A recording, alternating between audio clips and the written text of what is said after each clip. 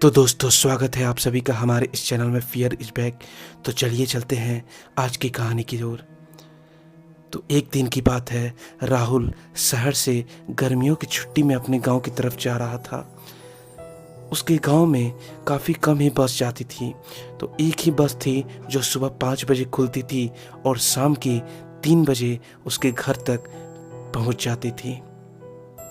राहुल सुबह उठा और कैसे भी जल्दी जल्दी तैयार हुआ, क्योंकि बस का टाइम हो चुका था।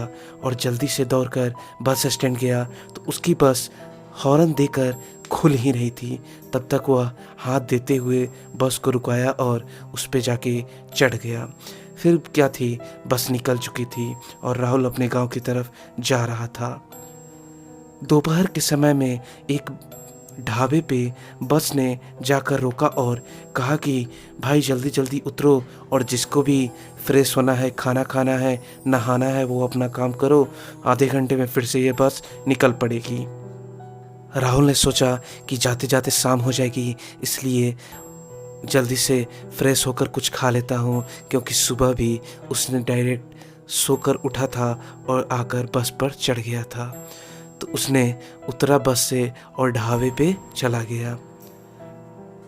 उसने ढाबे वाले से बाथरूम का पता पूछा और वह बाथरूम गया और फ्रेश होकर जब बाहर आया तो उसने देखा कि उसके बस के जो यात्री उतरे थे वह नज़र नहीं आ रहे थे।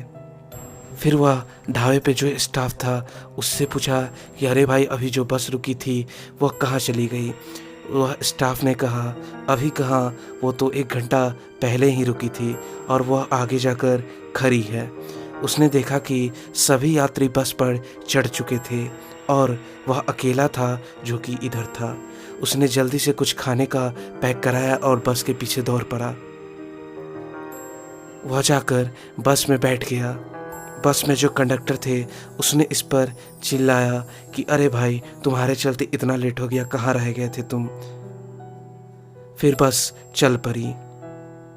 फिर कुछ दूर ही बस चली थी कि बस की टायर पंक्चर हो गई। काफ़ी सुनसान इलाका था तो सभी लोग बस से उतर गए और टायर बन रही थी। तभी यह सोचा कि क्यों ना थोड़ा आगे चलकर कुछ पानी वानी किसी दुकान से ले लिया जाए, क्योंकि इसके पास जो पानी थी वह ख़त्म हो चुकी थी। इसने बस के कंडक्टर से बोला, अरे भाई ज़रा रुकना 2 मिनट, मैं आता हूँ पानी लेकर। उसने बोला कि हाँ हाँ आओ, अभी भी 10 मिनट रुकेगी, बनने में कुछ टाइम लगेगा। राहुल चल दिया और पानी लेने चला गया। जब वह पानी लेकर करीबन 5 मिनट बाद लौटा तो वहाँ कोई नहीं था, ना ही बस थी और ना ही कोई एक यात्री थी। उसे लगा कि बस उसे छोड़कर चल गई, लेकिन कुछ दूर आगे चलने के बाद उसे एक ऑटो रिक्शा दिखाई दिया। वह उस ऑटो रिक्शा से बोला कि भाई ऐसे ऐसे मैं बस से आ रहा था और बस का टायर पंक्चर हो गया और उसने मुझे छोड़कर चला गया।